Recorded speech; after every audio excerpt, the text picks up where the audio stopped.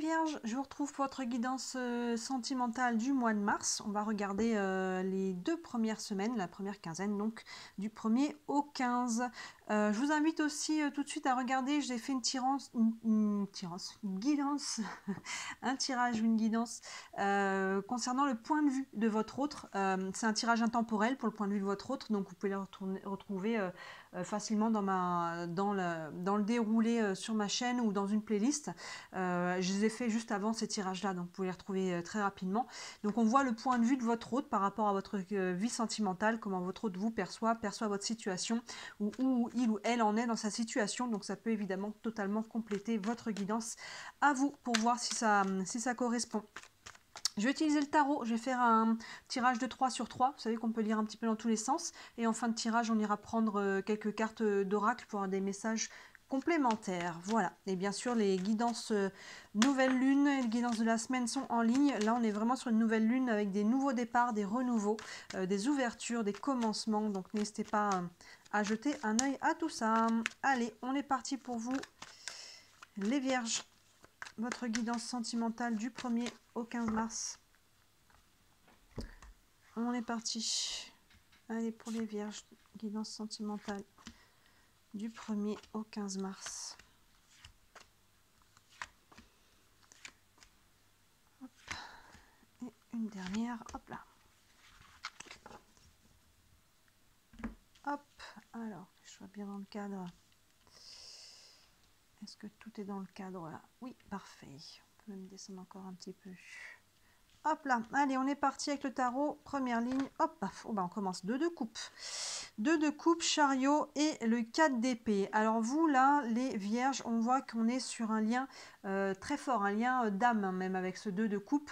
Alors, je le rappelle hein, à chaque fois, le lien d'âme, les personnes avec qui on est en lien d'âme, on n'est pas forcément en couple avec les liens d'âme. C'est quelqu'un avec qui on a une connexion forte.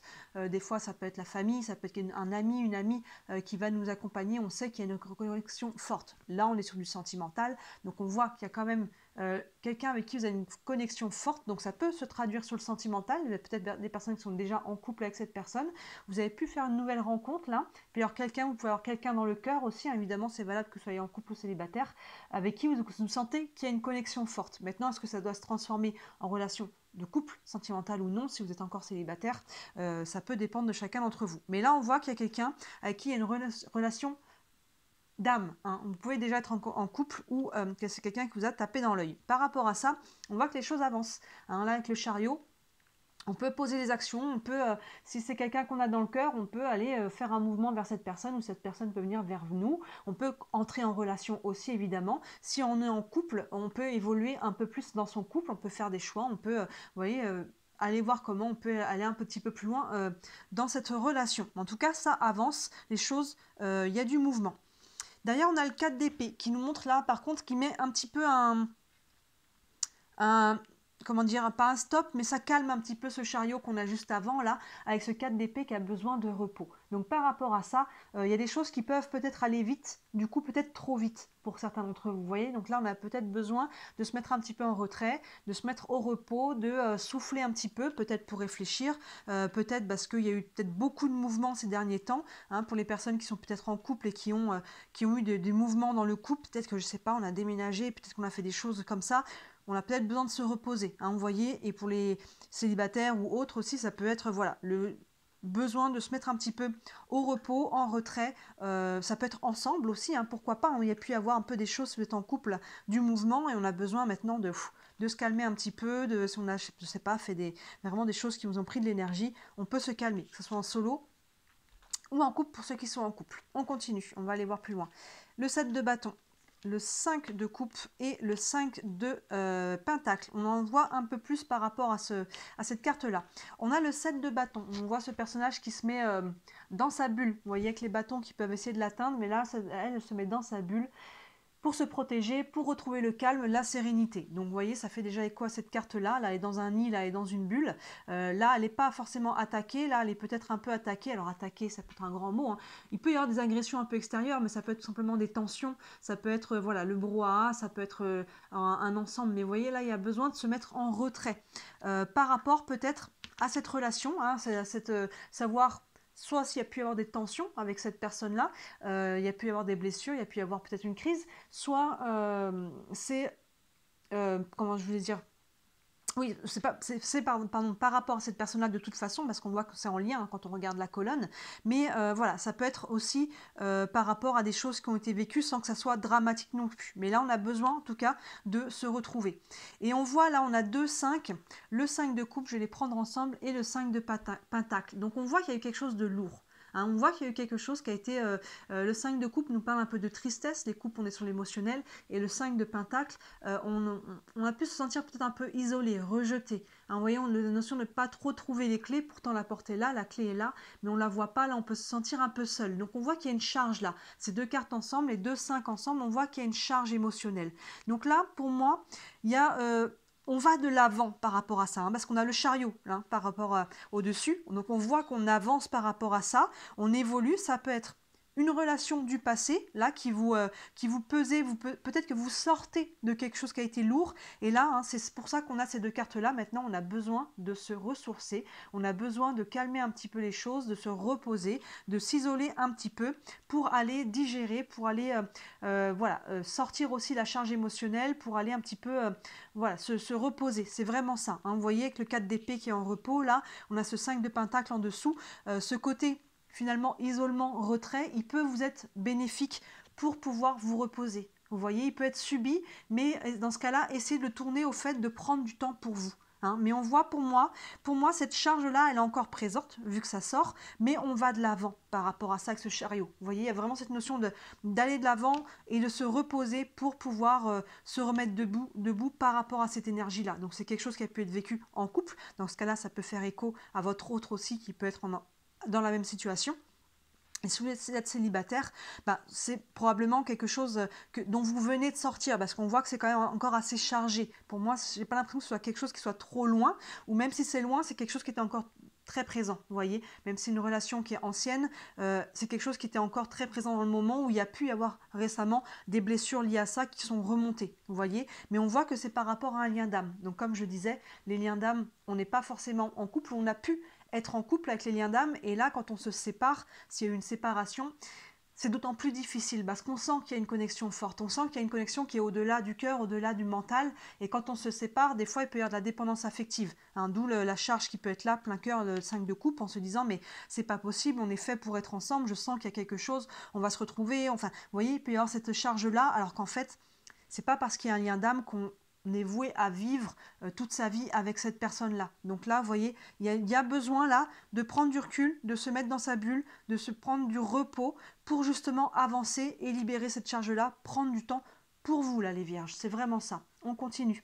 Le cavalier d'épée, le 9 d'épée et le magicien. Il y a beaucoup d'épées là.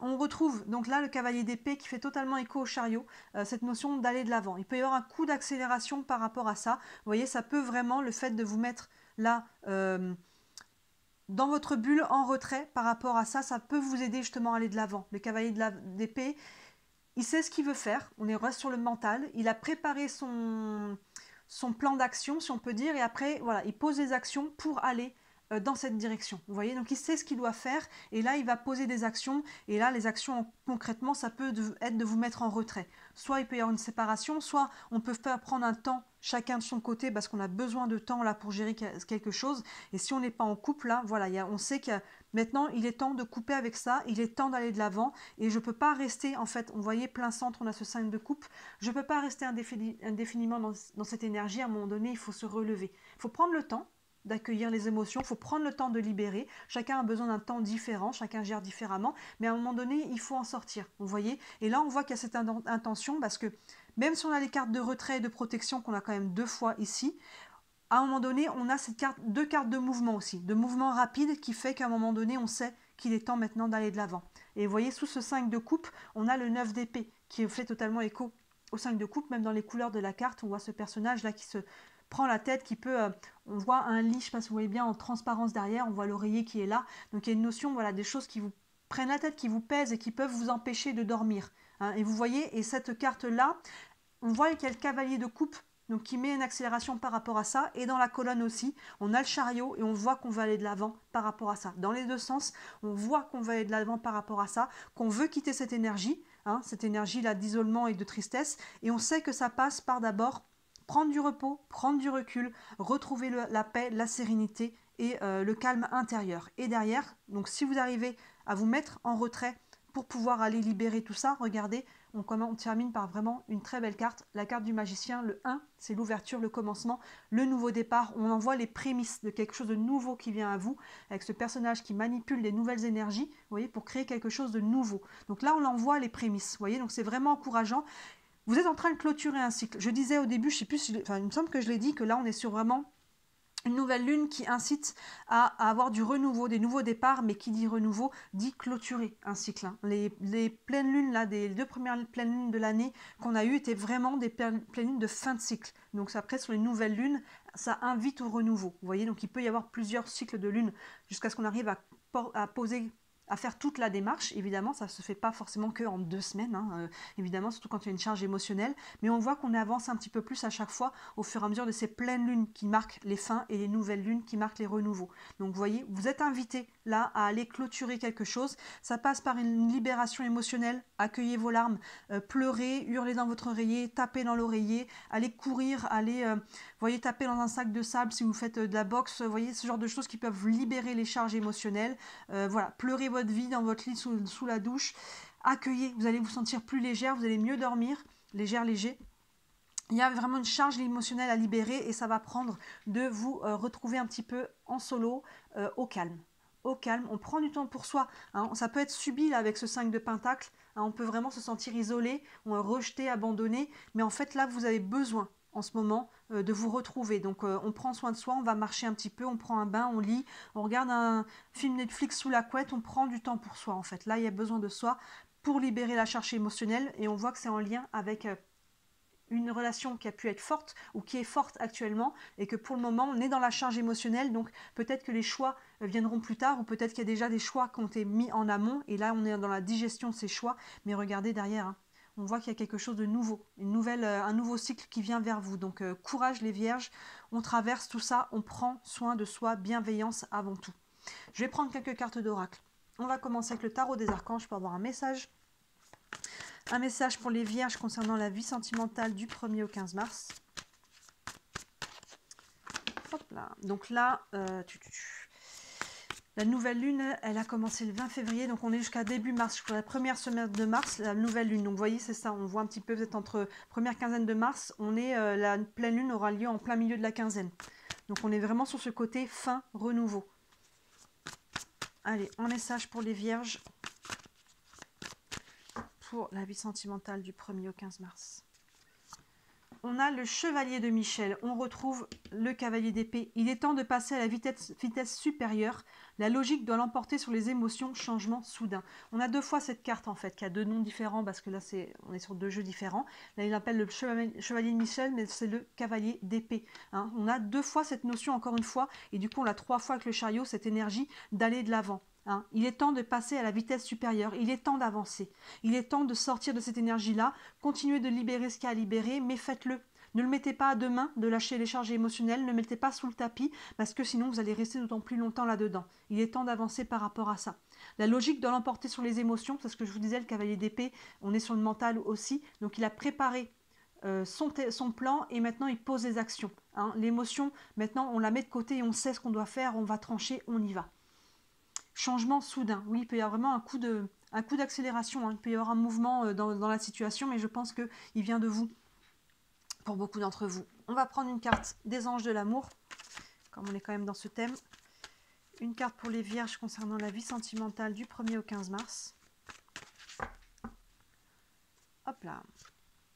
Et on a nouvel amour. Quelqu'un vient d'éveiller vos sentiments romantiques. Donc vous voyez, il peut y avoir déjà, ça fait écho pour moi à ce magicien, il y a quelqu'un pour moi qui vient là à vous.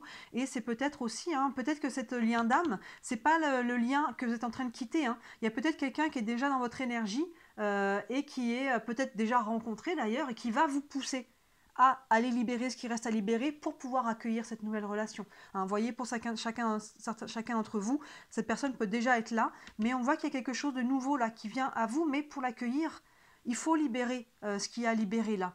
Et ça prend d'abord de prendre le temps de vous retrouver et de lâcher les charges émotionnelles.